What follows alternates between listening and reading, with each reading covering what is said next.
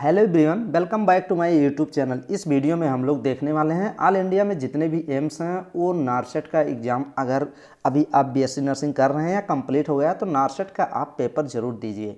नारसेट क्या है? Nursing officer का है। तो गूगल पे आप भी एम्स नारसेट लिख के फिर उसके बाद सर्च कर लीजिए। जैसे ही एम्स नारसेट सर्च करते हैं आप देखिए इस फर्स्ट वाले लिंक पे आप क्लिक कर लीजिए। जैसे ही इस पर क्लिक करेंगे, क्लिक करने के बाद नीचे स्क्रॉल करेंगे, यहाँ देखिए अभी ये लेटेस्ट अपडेट है। आप नारसेट 4 ये देखिए, online registration for nursing officer requirement common eligibility test. तो नारसेट का ये पूरा मीनिंग है, NORCET officer requirement common eligibility test NORCET 4। NORCET 4 है। अभी देखिए चल रहा था कि एक साल में 2 बार नारसेट होगा। अभी ऐसा कोई अपडेट आता है तो आपको सूचित किया जाएगा, लेकिन अभी जो अपडेट है नारसेट का एप्लीकेशन फॉर्म आ गया है। आप यहाँ से रजिस्ट्रेशन कर सकते हैं। इसी लिंक पे क्लिक करेंगे, यहाँ से देखिए यहाँ से आप रजिस्ट्रेशन कर सकते हैं। एप्लीकेशन लॉगिन है और न्यू रजिस्ट्रेशन क्लिक हेयर करके यहाँ से आप रजिस्ट्रेशन कर सकते हैं। चलिए इसका प्रॉस्पेक्टस बताते हैं। प्रॉस्पेक्टस ही मेन इंपॉर्टेंट है। ये इसका प्रॉस्पेक्टस है, देख लीजिए। All India institute of medical science new Delhi. तो न्यू दिल्ली में जो एम्स है इसी के द्वारा ये कंडक्ट कराए जाते हैं, लेकिन इंडिया में जितने भी एम्स हैं सभी में आपके एडमिशन होंगे। तो अगर इसके एलिजिबिलिटी क्राइटेरिया की बात करें कि नारसेट आप कब दे सकते हैं, अगर आप अभी बीएससी नर्सिंग कर रहे हैं तो मैंने एक वीडियो बनाई थी कि अभी साथ में कौन सी बुक फॉलो करके अच्छे से नारसेट की तैयारी कर सकते हैं। नारसेट एक गवर्नमेंट जॉब है, अच्छी सैलरी है, 80,000 प्लस पर मंथ आपको मिलती है। तो ये आपका टेस्ट हर साल ये आती है, मतलब पर ईयर इसकी वैकेंसी हर साल एंट्रेंस एग्जाम कंडक्ट कराने के बाद आपका उसमें सिलेक्शन होता है। तो ये देखिए इसका जो क्राइटेरिया है आप अच्छे से देख लीजिए। बीएससी नर्सिंग अगर आप कर रहे हैं तो आप ये बीएससी नर्सिंग कंप्लीट करने के बाद तुरंत ये फॉर्म अप्लाई कर सकते हैं। और अगर आप जीएनएम करेंगे, जीएनएम किए हैं तो आपको पोस्ट बेसिक होना चाहिए, बीएससी पोस्ट बेसिक सर्टिफिकेट होना चाहिए, पोस्ट बेसिक बीएससी नर्सिंग होना चाहिए। जीएनएम के बाद जीएनएम आप करेंगे कंप्लीट, फिर उसके बाद आपका 2 साल का पोस्ट बेसिक होता है। तो अगर आपके जीएनएम किए हैं, पोस्ट बेसिक किए हैं, तब भी ये फॉर्म अप्लाई किए हैं। और अगर आप जीएनएम किए हैं और पोस्ट बेसिक नहीं किए हैं तो आपके पास 2 साल का एक्सपीरियंस होना चाहिए ऐसे हॉस्पिटल से जहाँ पे 50 बेड वाला हॉस्पिटल हो, वहाँ पे 2 साल का एक्सपीरियंस होना चाहिए, फिर ये फॉर्म आप अप्लाई कर सकते हैं। और बीएससी नर्सिंग के लिए तो कोई ऐसी क्राइटेरिया है नहीं, क्योंकि बीएससी नर्सिंग जो है ये बैचलर कोर्स है, डिग्री कोर्स है, और जीएनएम डिप्लोमा कोर्स है। तो यही चीज़ इसीलिए मैं कहता हूँ कि जीएनएम थोड़ा मतलब आपको जीएनएम नहीं बीएससी नर्सिंग करना चाहिए यहीं। और जो अभी एसजीपीजीआई का निकलता है तो वो भी यही फॉलो करते हैं। तो ये देखिए अगर इसकी एज लिमिट की बात करेंगे तो 18 से 30 साल के अंदर ही आपको होने चाहिए। और अगर एज रिलैक्सेशन भी मिलता है अकॉर्डिंग टू आपका जो रिलैक्सेशन रहेगा कास्ट के अकॉर्डिंग, तो अभी वो भी देखेंगे लास्ट में। तो ये चीज़ हो जाएगा, आपको एज रिलैक्सेशन मिल जाएगा। अभी एज रिलैक्सेशन एज पर requirement rule of respective institute and hospital. और आपका ये एप्लीकेशन फॉर्म कितने का होता है? 3,000 का होता है। और SC ST EWS के लिए 2400 का होता है। और डिसेबिलिटी के लिए तो वो एकदम फ्री होता है। ये सब चीज़ें CBT online mode entrance exam होंगे, ये देख लीजिए आपके। अगर आप ये इस साल अभी बहुत जल्दी मतलब जल्द होने वाला है, 3 जून को आपका ये सैटरडे को CBT online computer based test होता है। इस साल 3 तारीख को है और इसका जो क्लोजिंग टाइम है ये 5 मई को है। ये देख लीजिए दिया गया है 5 मई को आप इसको लास्ट डेट या एप्लीकेशन फॉर्म डेट फिलअप करने की है।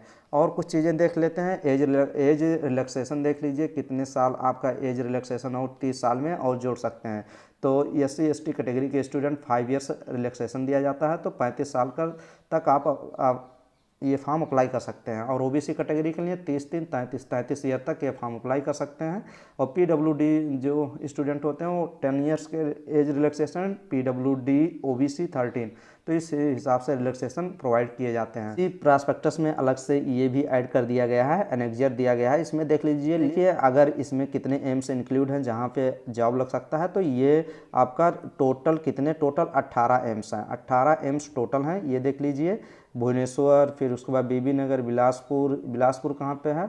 उत्तर हिमाचल प्रदेश में है। एम्स देवघर में है, झारखंड में है, फिर उसके बाद गोरखपुर में। ऐसे आपका राजस्थान में भी एक है, कल्याणी कहाँ पे है? वेस्ट बंगाल में है। फिर उसके बाद आंध्र प्रदेश में है। आंध्र प्रदेश के बाद आपका महाराष्ट्र में भी एक एम्स है। एक आपका ये देख लीजिए, ये आपका न्यू दिल्ली में भी है। और एक ये देख लीजिए पटना में है।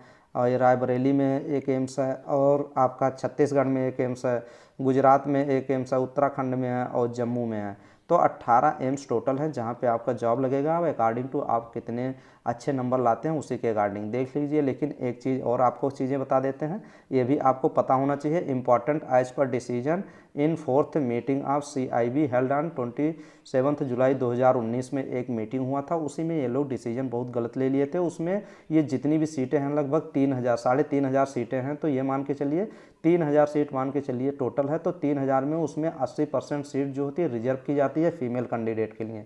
तो गर्ल्स के लिए तो ये समझिए कि जो नॉर्सेट है ये एकदम मतलब सुनहरा मौका है। आप अगर गर्ल्स हैं तो आप ये BSc नर्सिंग आपको करने के बाद आपको 100% नॉर्सेट क्लियर करना चाहिए, और साथ में प्रिपरेशन भी करना चाहिए जब आप BSc नर्सिंग कर रहे होते हैं। और देख लीजिए 20% मेल कैंडिडेट को, अगर जिस एम्स में आपका नर्सिंग ऑफिसर की सीट 100 है उसमें 20 सीटें ओनली आपको मेल्स के लिए हैं, 80 सीटें आपके टोटल उसमें फीमेल्स की होती हैं। अभी नीचे भी दिया गया है, आप नीचे स्क्रॉल डाउन करते आइए और यहाँ पे आपको ये एक लास्ट में ये देखिए ये टोटल सीटों की संख्या दी गई है। टोटल जो सीट है इसमें 3,055 सीटें टोटल हैं, तो इस पे 3,055 सीटों पे एडमिशन होगा। ये देखिए इसमें अलग अलग कैटेगरी वाइज इसमें डिवाइड की गई है। 142 सीटों को डिवाइड किया गया है, ऐसे देख सकते हैं। अनरिजर्व कैटेगरी को, OBC को ये डिवाइड किया गया है, SC कैटेगरी को, ST कैटेगरी को, EWS को डिवाइड किया गया और PWD को डिवाइड किया गया। तो टोटल सीटों की संख्या अगर कॉलेज की बात करें तो आप टोटल सीटें यहाँ पे दी गई हैं कि टोटल सीटें कितनी हैं, तो ये देख सकते हो टोटल 3,005 सीटों पे एडमिशन होगा। तो आपको जॉब आसानी से यही है कि जॉब है लेकिन स्कोप भी है। तो आप नर्सिंग अगर कर रहे हैं ना तो साथ में मैंने एक वीडियो बनाई थी, वो ज़रूर देखिएगा। उसमें मैंने बुक्स के ऊपर वीडियो बनाई थी कि कौन सी बुक्स आप BSc नर्सिंग अगर फर्स्ट ईयर में है, सेकंड ईयर में है, थर्ड ईयर में है, फोर्थ ईयर में है, और अगर आप BSc नर्सिंग करना चाहते हैं तो वो बुक साथ में आप पढ़ते ज़रूर रहिएगा, क्योंकि काफ़ी वैकेंसी निकलती है अगर आफ्टर BSc नर्सिंग कंप्लीट होने के बाद SG PGI PGI ESIC JIPMER निकलता है, फिर आपका एम्स नारसेट हर साल रहता ही है। तो काफ़ी वैकेंसी आती हैं, लेकिन साथ में पढ़ते रहिएगा। तो ये वीडियो रहा आपके लिए। Thank you.